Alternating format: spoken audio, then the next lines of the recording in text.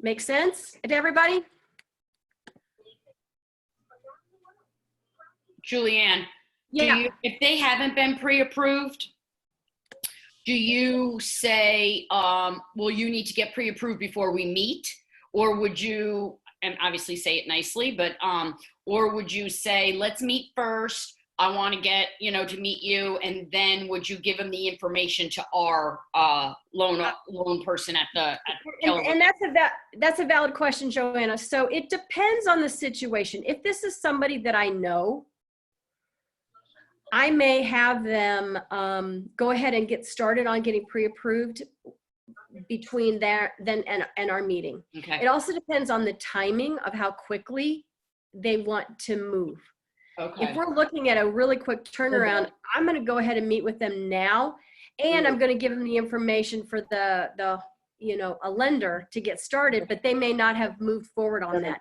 I will tell you, our precedent is we set up no portals. We put nobody in our car or don't open a door for anyone that has not been pre-approved, period. Okay? We just don't do it. All right? And I've got a quick question. Yes, Taylor. So what do you do if you get a referral that is, say they're a cash buyer? Like, do you request a proof of funds or something, or you just kind of take the word? Yes. No, I do not take their word. I ask for proof of funds. And the way that I say it, Taylor, is look, this thing moves really fast, especially, with cash deals, and it typically with an investor, they're looking at lower income properties, and they know that. So I need all my ducks in a row. So if you'll please provide me with the proof of funds that I can share when I put the offers in, we're just getting that out of the way. We don't have to worry about it. Yeah, I like the way you phrase that. Thank you. Okay. So it's all about making it easy I don't think. to do business with. Oh, there he is. All right, great. And please jump in like you've been doing, which is great. Okay. All right. So we're setting a precedent of we meet, whether it's face-to-face or over the phone or it's a Zoom meeting, which now we're getting really good at. We're going to meet with them and we're going to go over all of the details so that we know exactly what it's looking like. To me, my job during a buyer consultation is to show that I am a valid resource to them. I'm not just a door opener. I know what the hell I'm doing, and I'm going to get their house for them. Okay? So I'm creating a sense of confidence in me and in my team. I'm also creating a picture in all of our minds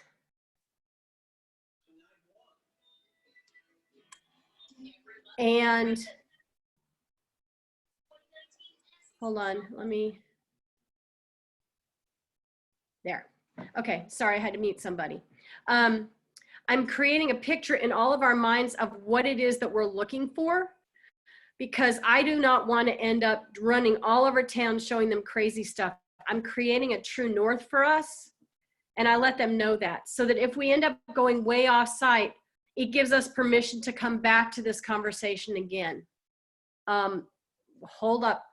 What we're seeing and what you're showing me or sending me that you want to see is totally different from what you told me originally. Have our ideas changed, or what has changed in this situation, right? So we're creating a plan in place so that we're being more efficient at what we do, okay? All right. Bernard, let me answer that question at the end. Remind me and I'll make sure that I answer your question, okay? All right, so when I go to our appointments, when we go, I have created a folder. It's not a big deal, but it does have some information in it. I have in it a really simple document that I use. It's really rocket science. This is for me to jot notes, must-haves and wants.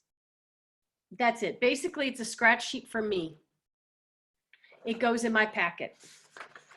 I have the exclusive buyer brokerage agreement ready to sign. I have the ABCs of agency, the document, the GAR document on understanding the relationship of brokerages. Protecting yourself when buying a home, the document, the GAR document. I have a copy of that for them. I put an image release in here. Why would I put an image release in for a buyer? Anybody got an idea?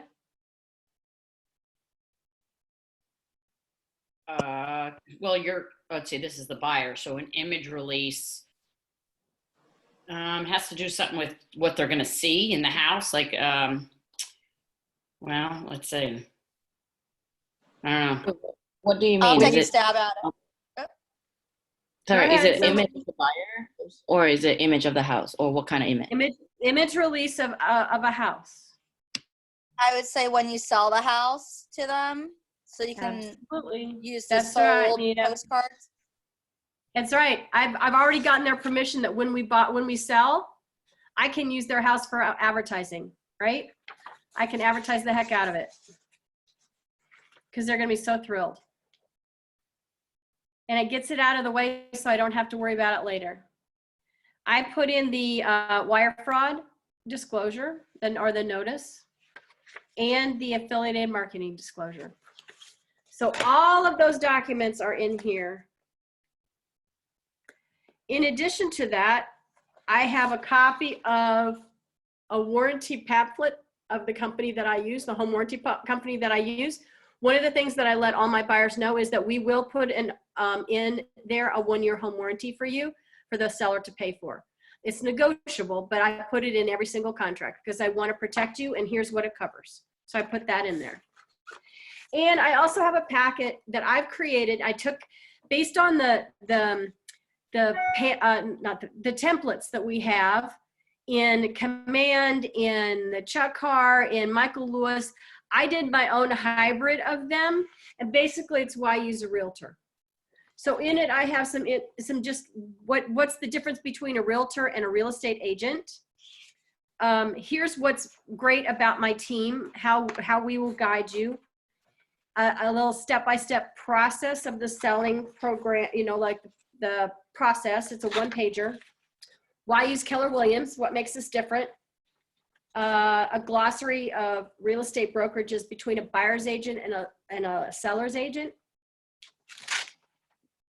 Frequently asked buyer questions, a moving checklist, contact information for mortgage companies, closing attorneys, my team, and then some testimonials. That's what I have in my packet. And it's only, I think, 6 pages long. So it's just very short and sweet. Most people are not going to read this, y'all. They're not. But I include it just in case. And then many times I'm able to pull up, especially Joanna, like you said, if they haven't gone to the lender yet, I'll pull this sheet out and I'll say, all right, here's the people that you need to contact. And it's right there for them. Okay. So then can we, for that then, for the Go ahead. mortgage, would we be able to get some information, the mortgage, the lender in our office, as well as the home warranty packet? Where can we get to maybe have like 2 or 3 folders at our house just ready to go? Like, so we can And kind that's of. exactly what I recommend. I do 6 at a time so that I've got 6 packets ready to go. So it's grab and go. So if somebody calls you and says, hey, I'm ready. Yes. Perfect. You putting this together, right? So whichever home warranty company you use in the office, near the printer, there's a bunch of these and you just need to pick, right? And they'll have them that you can use. Okay. And if they don't, contact the agent or the rep from that company and say, I want these for my packets, and they'll get them for you, I promise you, okay? As far as this, you just need to create your own, and I know you're all working on it, whatever it looks like, and you can add things like, your mortgage companies. I mean, I just plugged them in and put in contact name and phone number and email addresses so that they have it. So Julianne, Yeah, babe, sorry. So one of the materials that you mentioned in your packet was the My Team, and I see where there's definitely value in that, but how do I come up with something like that for myself as a new agent and on the lower side of experience, and my team is myself? You do have a team. Have you not used a contract to close? No. Okay, so if you're using, hey Bernard, can you unshare your screen, please? Thank you. Awesome, thanks, sir. If you are using a contract to close, you have a team. And as a business professional, I highly encourage that. And that's another discussion for another day. But if you are using somebody like a contract to close that's helping you with doing documents on the back end, they're part of your team. You can put your photographer as part of your team. If you use a stager, that's part of your team, right? So think big. It's not just you, it's all the resources that you have that make you a team and make you good at what you do. Does that help? Yes. All right, cool. So when someone has contacted, like the example I gave you earlier about the call that we got on Saturday. So I was so proud of him. He's been listening. He's been paying attention and he's been doing his work. And he said, our next step is to schedule a time to sit down and talk. I want to get a very detailed information about what you're looking for, exactly what you have to have and what you want, and go over a little bit of the sales process so that we can get a plan of action, a game plan, in order to move forward. What is the best time for you next week? Or does Tuesday work or Saturday work, right? So you're going to give them 2 choices. That usually works really well. And if they can't make that, then they'll let you know and then you can work something out. But you're just going to schedule the time. I even use that when I'm at an open house and people are asking me questions and offering, it sounds like we really need to sit down and get a game plan moving forward. How does that sound to you? Would you be offended if we did that? No, that'd be awesome. So it's just in the way that you present it. If you're like, okay, we need to do a meeting and I need to have you sign a buyer brokerage agreement, and that sounds like work. Your job is to make it sound like it's fun, it's part of the process, and it's just a logical next step. Does that make sense to everybody? Hey, The Julianne, words you choose and how you say it is very important. Okay? quick So question. yes, Kit. So, so with the phone call that I got yesterday, and I kind of explained to her a little bit about the process, and now she's going to talk to the lender today. Right. Since I already explained her the process, and she's not in a hurry, but she's looking for, if something pops up, she already sent me the 4 or 5 must-have. Do I still want, I still want to meet her, but to go over this stuff again, or? I would go in more detail. Do you know everything about her? Let No. me give you an example of, I'm going to demonstrate the buyer consultation, and I think some questions that you missed may arise, okay? Okay. So a lot of people will try to do it over the phone, and they'll say, well, I need a 3-2 with a backyard, a fenced backyard. Great. There's a whole lot more details that I'm going to need. So how about we schedule a time? Now, if you can't meet them face-to-face or on a Zoom call, then you're going to do it over the phone. But you're going to know your questions so that you're dialing down and digging deeper.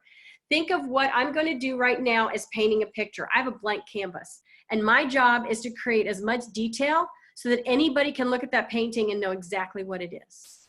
All right? If it's blurry in any way, in my mind, it means I haven't asked enough questions. All right? So let me see who's on the call with me. Let's see here. Marla. I was afraid you were going to say me. I'm in my What? car. That's okay. Okay. Since you're in your car and you can't take notes, would you Yes. be my guinea pig, please? Of course I will. Okay. I'm getting coffee. So yes. Good for you. All right. So Marla, you are my buyer. We have scheduled an appointment and we are meeting. And we're Okay. going to do it virtually because we couldn't arrange to meet face to face because of the COVID. Okay. Okay. So we've just beeped on, and this is what we're going to do. All right. Marla, hey, how are you? It's Julianne. Good to see you. Hey, it looks like you're in the car. Do you need Good to see you. some more time, Yes. or are you good? Awesome. I'm good. Hey, I'm so glad we got a chance to get together. and have a conversation about your next home. Are you excited? I'm super excited. Good, me too. So what I thought we'd cover today, I've got 3 things I'd like to cover. First of all, I want to spend some time looking at your next home, exactly what it needs to have, and your wants and desires, and get a really clear picture in all of our minds so that we know what we're looking for, okay? Next, I want to Okay. spend some time looking at the market and what's going on with pricing as well as what's available, and how we're going to work together. And last but not least, some details of our next steps and how we get set up so we can move forward. Is there anything else that we need to cover? No, I think that's it. Awesome, great. So let's get started on the fun stuff, shall we? So you said that you were Yeah. looking to move. And Marla, I'm going to ask you to describe your next house, right?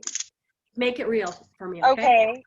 Okay, so Okay. Marla, let's start with what you absolutely have to have. Give me the must-haves for this next house. And do you mind if I take some notes?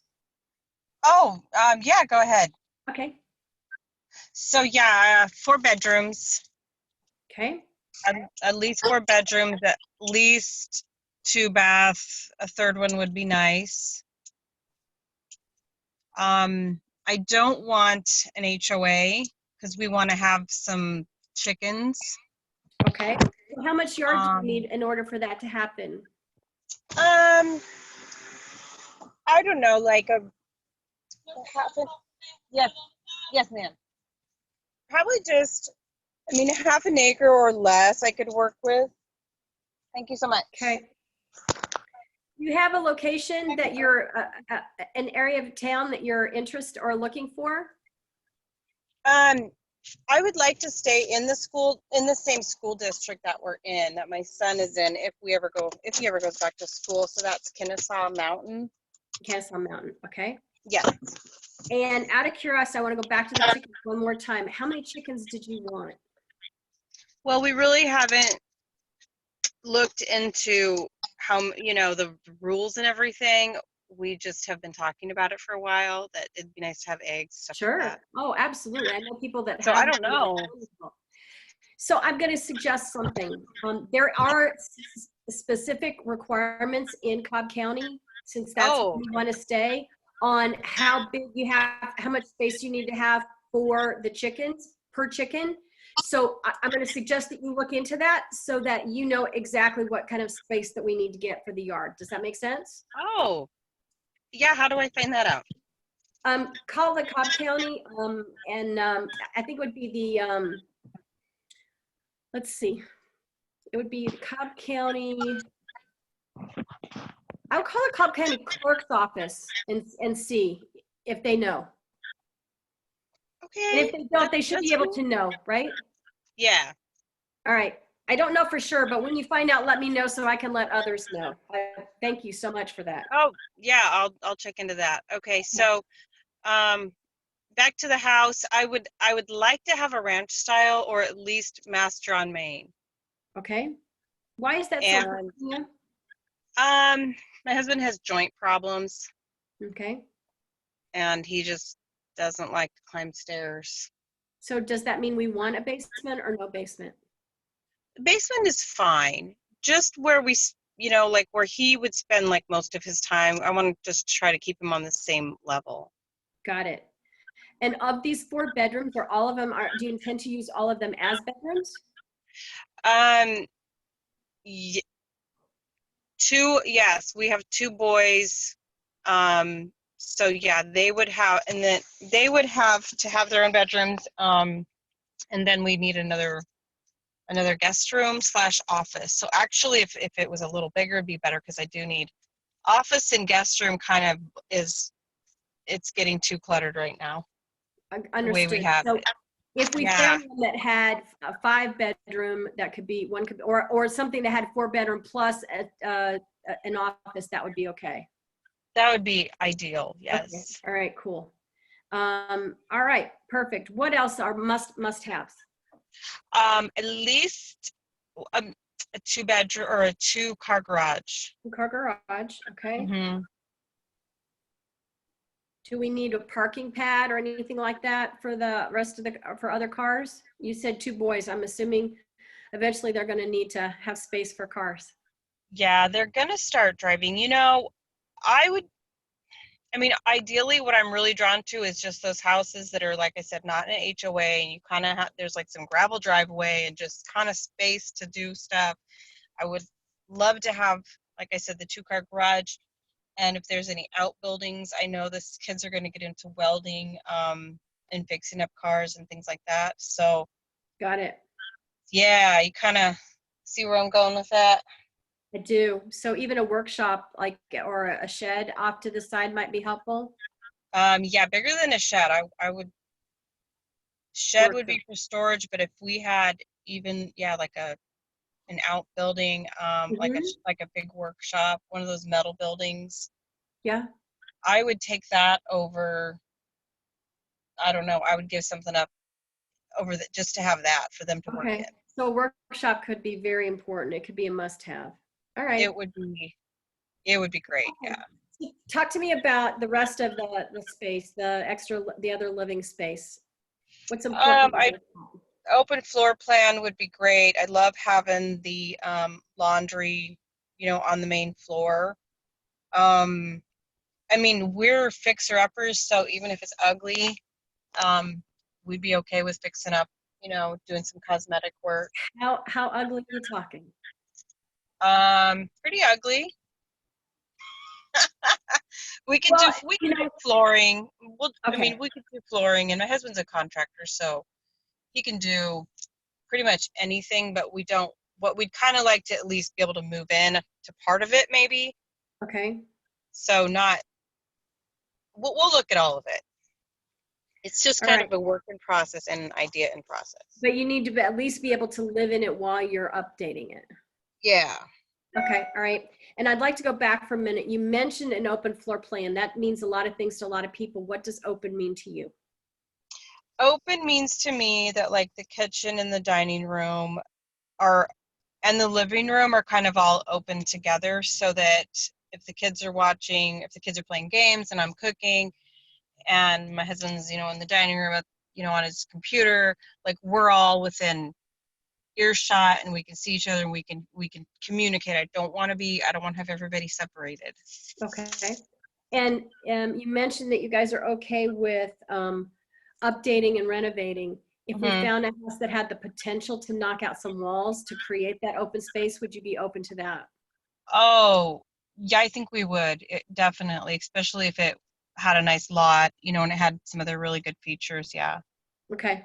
Awesome. Awesome. Okay. Wonderful.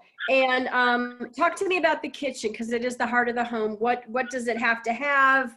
Anything in particular that's important for you? I guess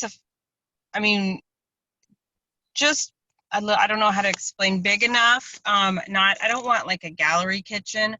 I Okay. want more of like a square kitchen Okay. and like maybe something with an island in it. All right. And like a bar that overlooks, the dining room or the living room or something to that effect, or something to where that's doable. Does it need to be a bar that people can sit at, like an eat-in bar? That'd be nice, but it doesn't really matter because we Okay. have a pretty big table and we just usually use that. Okay. Perfect.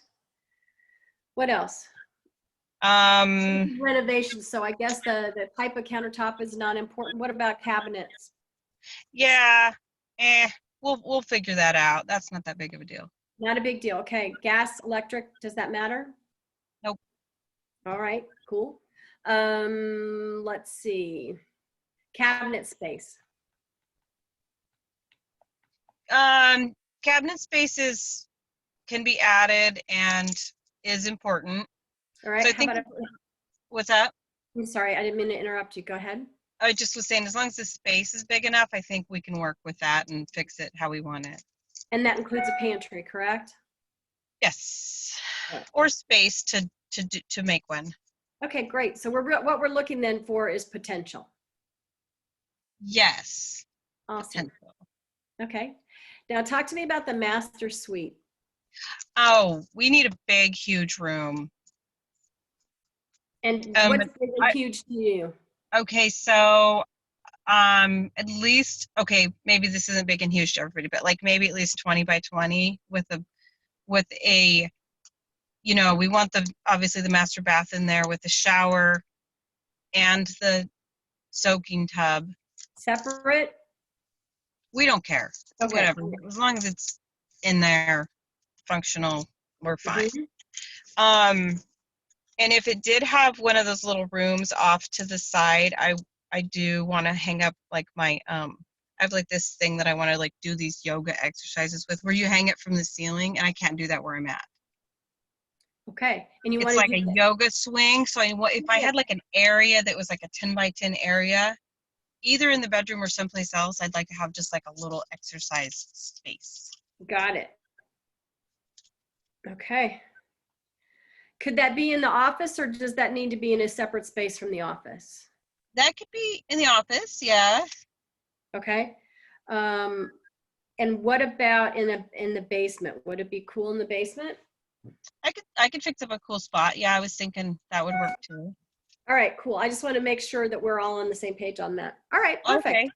So what else would be, we pretty much gone through our absolute must-haves, correct? Yeah, I think so. And what about the wants? Anything else that would be important for you? That You know, it'd be if there was nice, like, but- yeah. we would love a pool, Okay, in-ground pool, and like a sauna room would be awesome. okay. And what are you gonna put in the sauna room? You know, probably just a sauna. Okay, all right. Yes. Do you have one already? No, but we've been looking into it for health reasons. Nice, okay, cool. Yeah. So, I mean, that could be like a tiny little office, or Uh-huh. even just like an area in the basement where we could just like assemble the sauna. Sure, okay, that sounds Yeah. good. Okay. Anything else? I don't know, a maid and a cook would be awesome. Be awesome, wouldn't it? Yes. All right, so I'm just curious, based on everything that you've told me here, what price point do you, because you haven't finished your financing yet, right? As far as getting pre-approved? Right. So what do you think that you're qualified for? Probably right around 80 or 90,000. 80, 90,000. Okay. Yeah. So based on that, and then you want to be in the Kennesaw Mountain location. Have to be, yes. Have to be. All right. Mhm. So let me make sure I've got this straight, Marla. You want at least a 4-bedroom with an office and a 2-bath with no HOA, so at least a half an acre or more. We have to find that out. Yes. It needs to be a ranch or a master on the main. Basement would be okay. It needs to have a 2-car garage with an open floor plan or the possibility of an open floor plan, with your laundry on the main, with a big, huge master, and a space for you to do your yoga swing, and possibly a pool and a sauna, and you want that for between 80 and 90,000 That would be great. in the Kennesaw Mountain area. Yes. I want it all. And I'm here to tell you that is not going to happen, my dear. I'm sorry to say that.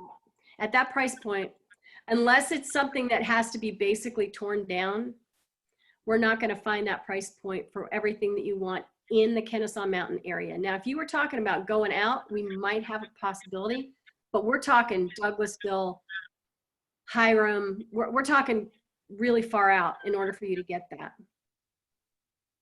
So what I'm hearing is either we need to adjust the sale price if possible, or change our requirements to find what's going to fit in your price point.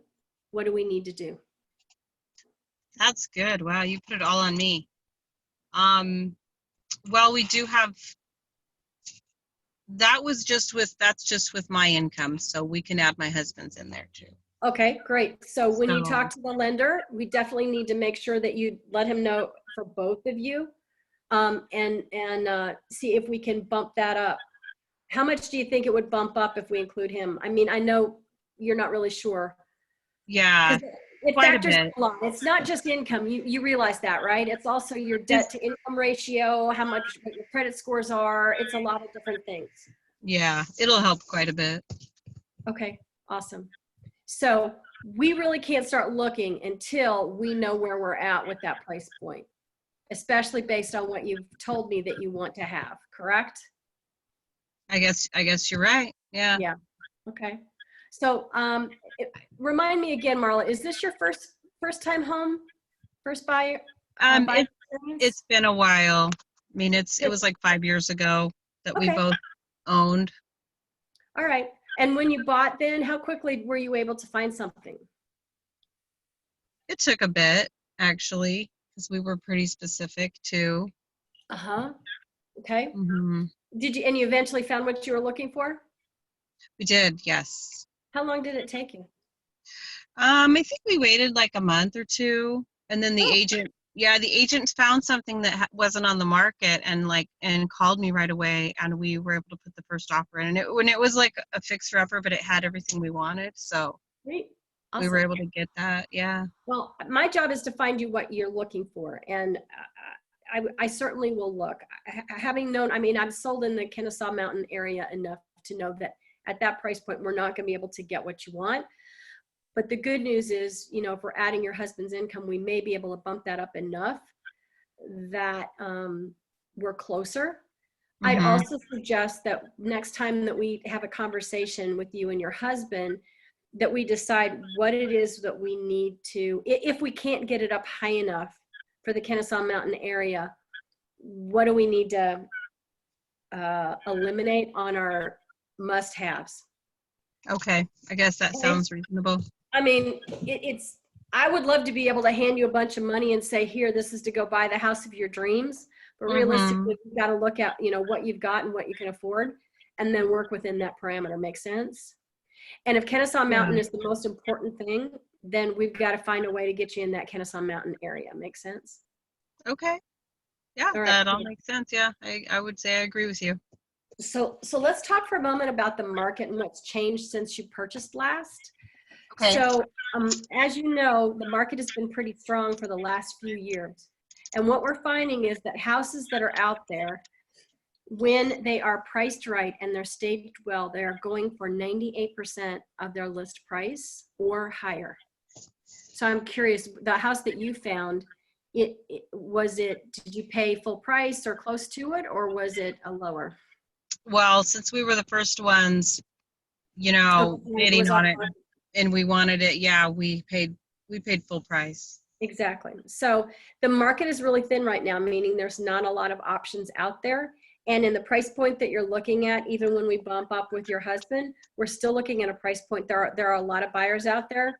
So I'm setting an expectation for you to know that we're going to need to be competitive in our offering. Make sense? Mm-hmm. All right, cool. And then as far as expenses and expectations, as you may remember, you're going to need to have your down payment, which depending on what kind of loan that you're getting, whether it's FHA or conventional, 3 to 3.5% or higher. You're going to need your earnest money that has to be upfront, and that's usually 1% of the sales price. You'll need to pay for your inspections during our due diligence period, and that's typically around $500, give or take. And the appraisal, which will be paid up front before closing. And that's again about $500. So you're looking at $1,000 that you're going to need to have in addition to your earnest money up front and then your down payment at close. Make sense? Yes. And we're good with all of that. Yes, we're fine. Also, the one last thing you need to have prepared for is closing costs. And as you know, for the buyer, the closing cost in Georgia is all on the buyer. And that is typically 2.5 to 3% of the sales price. So I'm curious, do you have that money as well, or do we need to try to negotiate that when we find a house to help the seller contribute? We've got about like 5,000 in savings that we were thinking we could put towards this total for this. Yes. So we're going to need to have ask for help with the closing costs. Okay. Yeah, we're going to need that. So when we're in our negotiations, then Marla, my job is to help you to come up with solutions on how we can make this the most attractive that we can.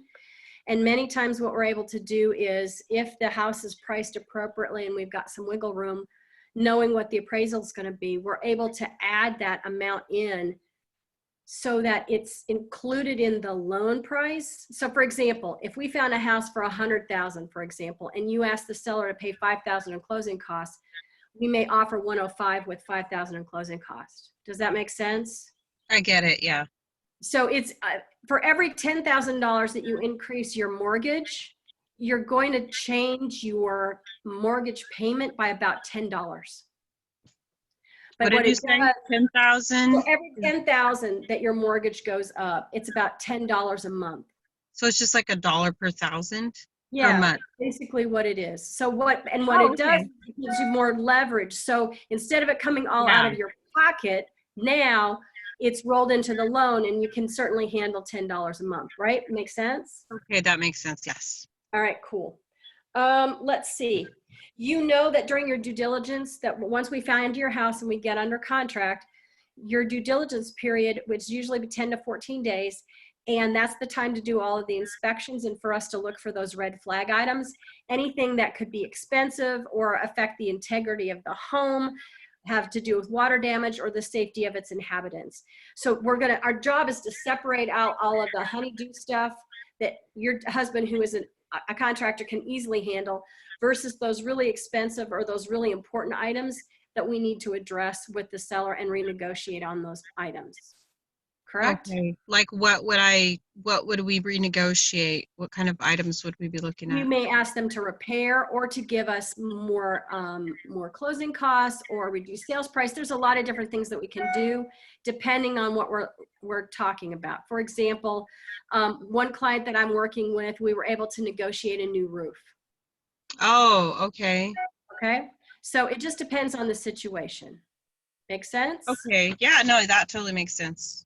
All right, cool. So I just want you to be prepared. When that happens, we definitely need to be moving quickly and have all our ducks in a row to get that stuff done and negotiated, because my job is to protect your earnest money and to make sure that we're moving the process along. All right?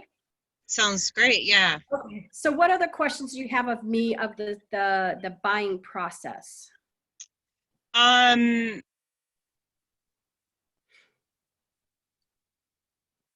think you pretty much cleared it up. I really can't think of anything. My other questions are just how much we qualify for, and I guess that's not in your job description. That's not my wheelhouse, but I have some great people that is what they do all day long. And so we definitely are going to want to put you in touch with some people and get that pre-approval.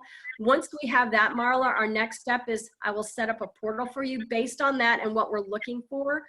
I'll set a portal up that has all of your requirements that you were looking for. And it's going to give us a really good idea whether or not what I said is right, whether we can find it or not. And if we have to check it, we definitely will, right? Okay. And then we'll set a time for us to go out and to see some of the properties. Typically, I show between 4 and 6 properties at a time, no more than that, because it's too much for everybody to process.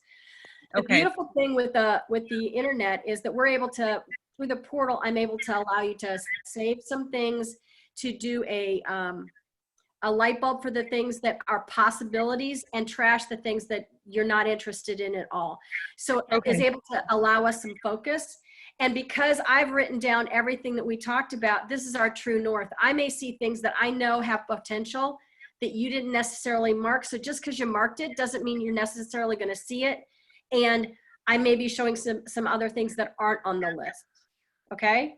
Okay. And I'm also watching Zillow and all those other sites, so I may find things you may not see.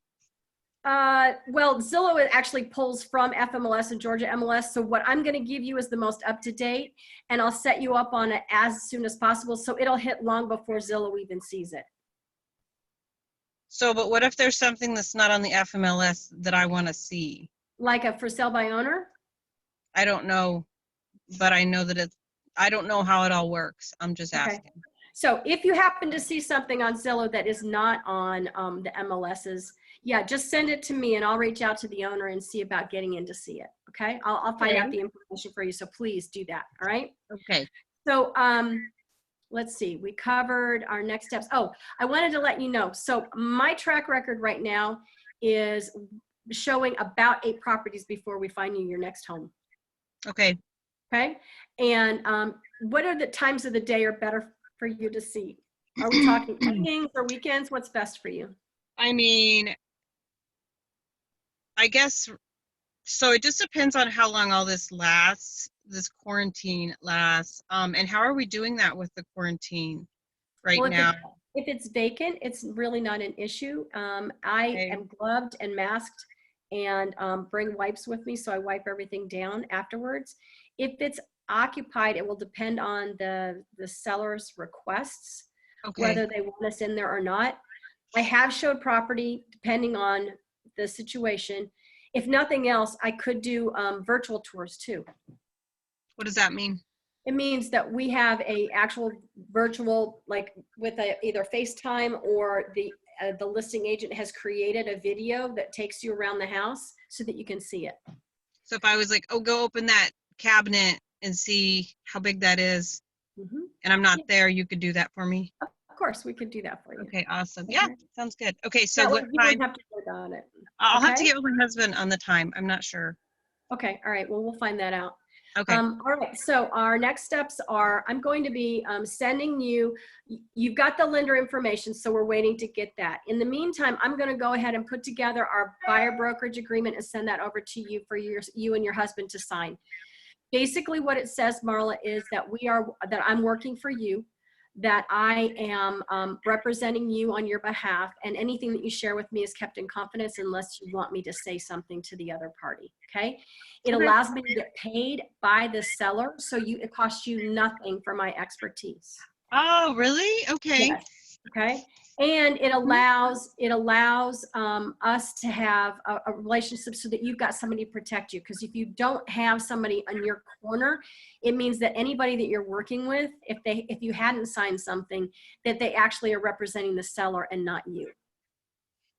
Oh, I didn't know that. No one's ever explained that. Okay, thank you. Okay. So we'll send it over. Mhm. You guys can read through it. If you have any questions, don't hesitate to ask me. Okay. Will do. All right. Good. Awesome. So let's touch base in a couple of days. Okay. Okay, that works. Awesome. Thanks. All right, we're done with the demo. So questions, y'all? Did you Yes. record that? Yes, I recorded it. Because this is what I need. This is like this is stuff that comes up. Okay. So Julianne, my question may be slightly obnoxious, but can we actually continue that demo a little bit where the buyer is also selling their house and what that would look like, what that conversation would look like if they need to sell their house first before they can purchase, and how you have that conversation regarding like timing, contracts? That's really a great comment, Taylor. I did not, and I should have, because she said they bought 5 years ago, and I forgot to ask that, and I would have. So I would have said, so Marla, you bought a house 5 years ago. Do we need to sell that house before you purchase?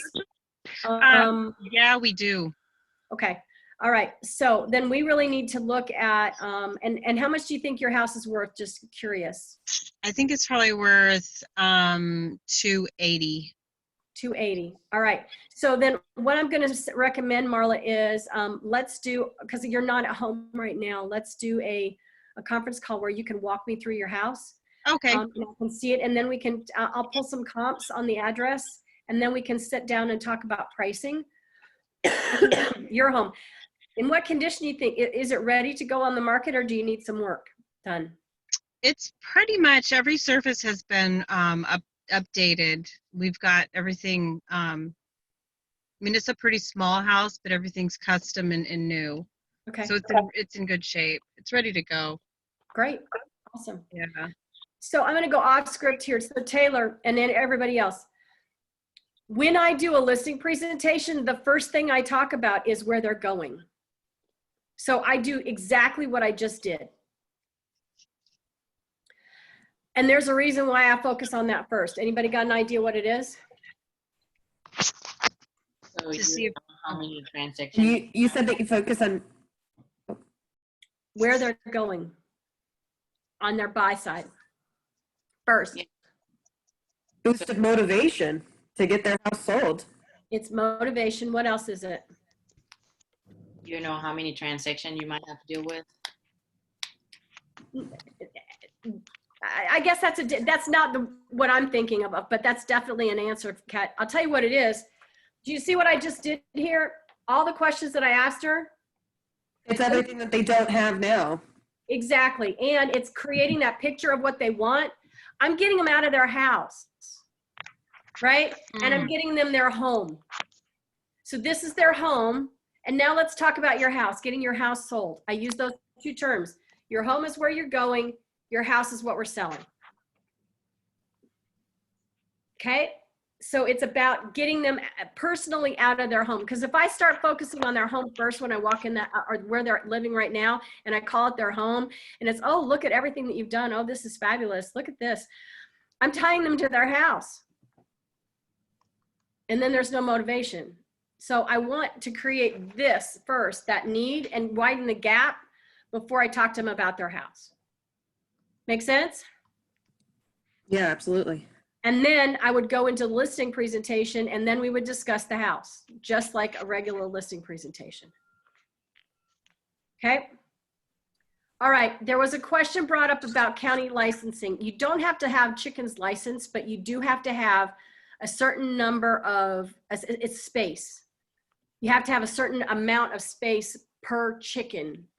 And so there are some guidelines, and each county is a little different. All right, and everything else I think was covered. All right, so what ahas did you get during my demonstration, or other questions that you have?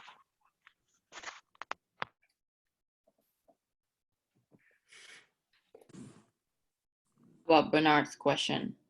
Oh, Bernard's question. You don't have to have it on your yard sign, but you do need to put it in your MLS that you are an agent owner, and then it'll go on the purchase and sale agreement. And I want to make sure that you all realize something. It was told to you when you first joined, but when you're selling your own home, you have to have a minimum of $5,000 in to the office in company dollar for brand new agents. Otherwise, you do need to charge yourself for selling your house so that the office gets its, how do I put this? Does that make sense? So you can't come in and just sell your house and do it for free. If you have at least $5,000 in company dollar in, you can do a transaction, and you will not have to take commission on your side. Is that clear? All right, I just want to make sure. Okay, so what questions did I ask that you were surprised, or that you thought, oh, I didn't think about that before? I like seeing the like the real life example. Like in all of the trainings, you will hear, you know, well, why is that important? Well, why is that important? And seeing it in a real conversation played out, like that was really nice. Specifically calling to the master on the main because, and then Marla opened up like, oh, well, my husband has joint issues, and that really expanded, you know. You get what I'm trying to say. I do. You can't take anything at face value. You've got to dig deeper to find out the why. For sure. You notice that with the open floor plan, I asked for more detail on that because that's different for everybody, right? Also, when it came to ugly, I wanted clarification because people's definition of ugly or renovation or updating, well, we don't mind if it needs a little updating. Well, some people, to updating means painting, and other people it means totally ripping everything out and starting over. So you need clarification on exactly what they need. Okay. Also, one question I didn't ask her that I typically will ask is I'll say, so especially if they've told me that they don't mind renovating, I will say, so question for you. When you see things online or you're walking in houses, you know, because people love to go doing open houses. When you're walking through a house, do you walk through and you see what's right in front of you, or are you able to envision what the house could look like if you opened up a wall or you changed this? I'm curious, what do you see? And they'll stop for a minute and they'll think.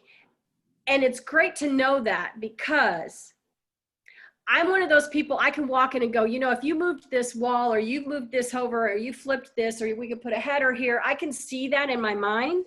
My husband only sees what's in front of his face. It's not a bad thing, it just is. So it's hard for him to envision what it's going to look like.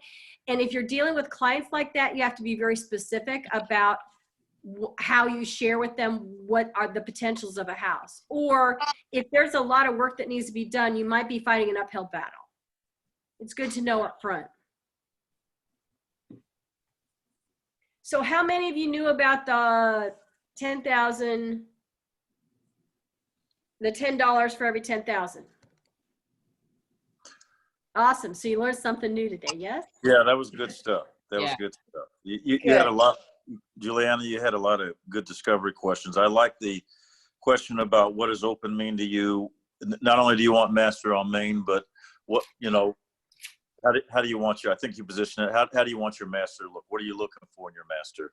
And that expanded into, the, you know, she might want to do yoga and this and that. And then you went, yeah, you know, it created a conversation that I thought was productive. And I also asked her about moving it. I was helping her to see about moving it in other places around the house. It didn't have to just be in the master, right? Right. So a lot of your questions are to expand their mind, because a Yeah. lot of them haven't thought this through. The one thing I didn't ask also, you need to write this down, y'all, is there anything that you don't want or don't like? And I'll go, I don't know what you mean by that. Well, I'll give you an example. Traditional versus contemporary. Stucco versus brick. I'm not feeding it, but what I'm doing is giving examples, and I go, oh, absolutely. I hate whatever. But you need to know what they won't look at, because there's no way you want to pull up to a contemporary if they said, absolutely, I don't like contemporary, right? Drive under. I remember looking. Drive under garage. That's a really great one. Yeah. Yes. Drive under garage, no. And with Marla, I would assume she wouldn't want one, but you know, that's definitely something I would ask. Sure. So you definitely want to ask some decent questions. The better, like I said, the better that canvas looks. I have a really clear picture of what this house looks like. And did y'all, what do you think? Tell me, give me some feedback. How did I handle the disparity between the price point and where she wants and what she wants? I think you were honest. Honest. Like, Yeah. You're not going to find it. Is it our job to be honest? Oh, yeah. So you suggest discussing price after you get all the information, because you don't want to. Yeah, and Stan, in this situation, I don't have a clue. Right. I know that there's no way that they're going to find this house anywhere in Georgia for 80 to 90 grand. Sure. It's not happening. And thank you, Marla, for that. That was very sweet of you. It's all right. I can handle it. I can handle it. It's totally okay. Look at her smiling. She's like, oh, and when she said it, she was smiling. She's like, let's see what she does now. Well, I feel like that's what we're faced with, is a bunch of unrealistic expectations. I know I'm dealing with some people like that, so I needed to get that out. No, I'm glad you did, because you're right. There are people out there that are unrealistic. Stan, you had something you wanted to say? Yeah, no, a question I had, you know, I really like the negotiation part, you know, about how you can position things that came out in the inspection, or some things that happened, you know, during the due diligence period. How would I position, if at all, I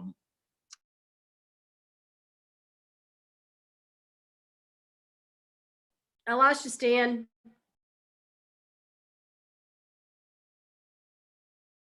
I lost him. He'll come back in a second. Julianne, while he's gone for a second, so the finance part of it, inspections, appraisal, it's pretty safe to say, you could always say, you know, hey, you got inspections are around 500, appraisals are around 500, unless if you're looking at a, you know, $2 million house or something. Yes, that is a fair price to put, and you're absolutely right. Yes. Okay. And you notice that I say this to everybody, because people forget how much money they need to come up with. Mm-hmm. You've got your earnest money, you've got your inspections, your appraisals, you've got your closing costs and your down payment. That's a lot of money. And I want to know up front, one, that they've got it. Because I've had way too many of these meetings where people go, oh, we're ready to buy a house. And when they realize how much money they need, they're not. Unless we can get them some assistance. And right now, assistance programs are very slim. They're out there, but they're very slim. So I want to know, because the last thing that I want is for any of you to be spending months taking people out, showing them property, having them find what they love, and then not being able to qualify because you didn't ask good questions. So what would you do with those people who's not qualified and maybe will be ready in the future? I would put them in my command database and I stay in touch with them. I put them in touch with a great lender, and I may put them in touch with a program like Georgia Dream, where they can get some down payment assistance. Would you get them signed with you or just wait? If we're talking about 6 months to a year, they're not going to sign right now. But they're not going anywhere because I'm the one that's moving them forward. As long as I stay in touch with them. If I stop touching them, they'll go with somebody else. Okay. Okay? Stan, you're back. Yes. Sorry about that. My phone died, but look how quickly it charged. But anyway, I want to ask you regarding the negotiation period.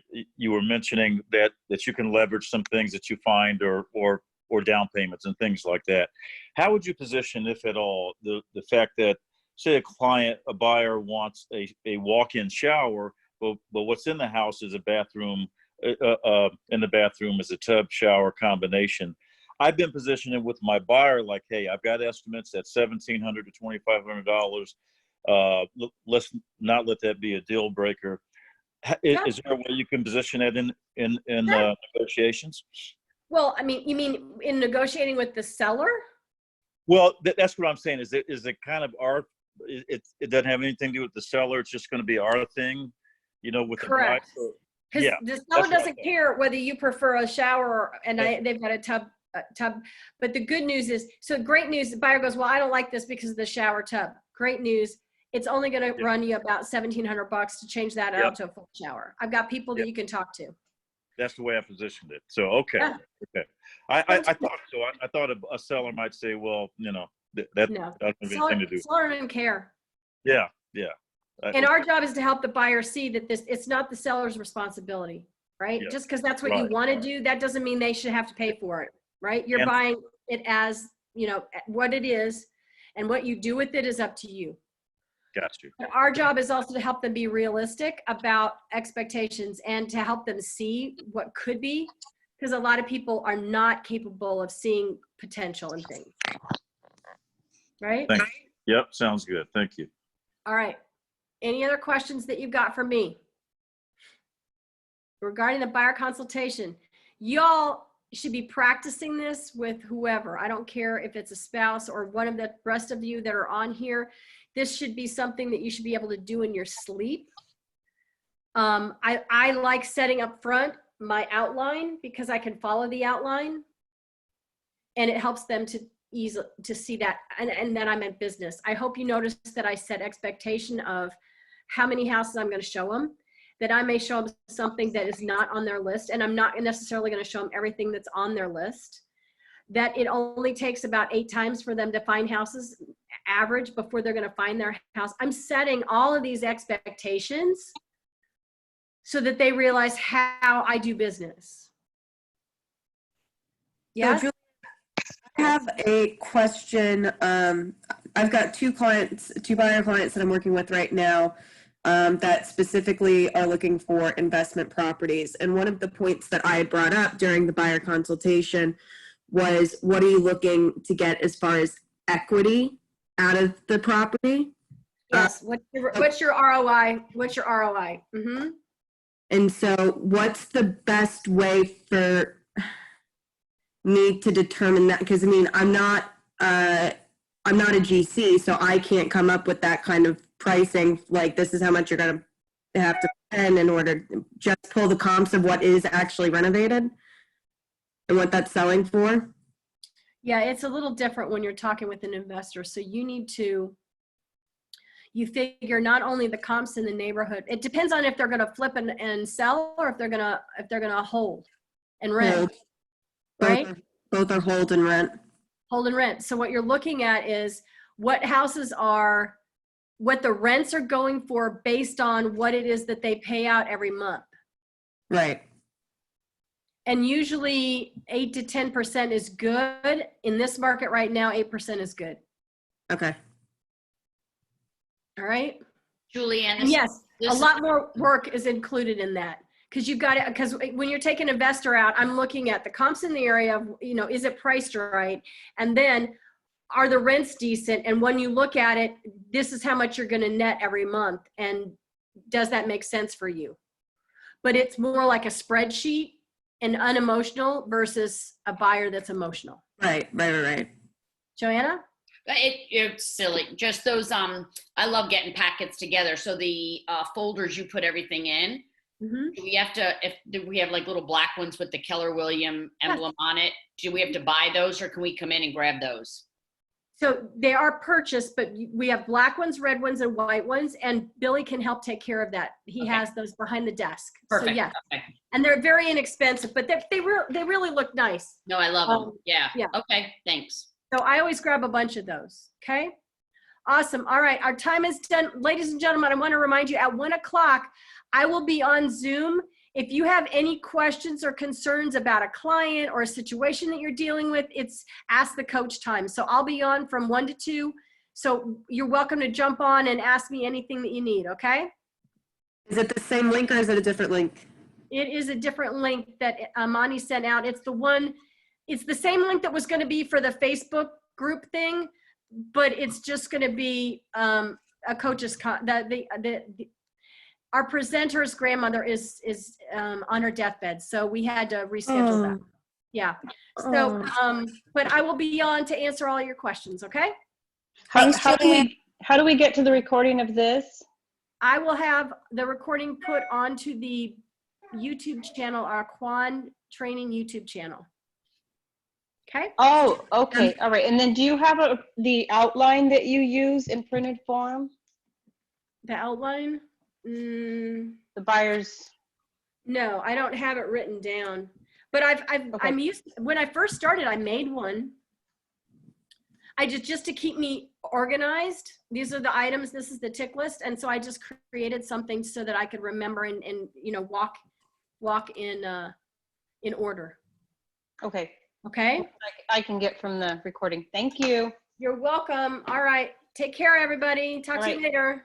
Thanks, Thank you. Julianne. Bye.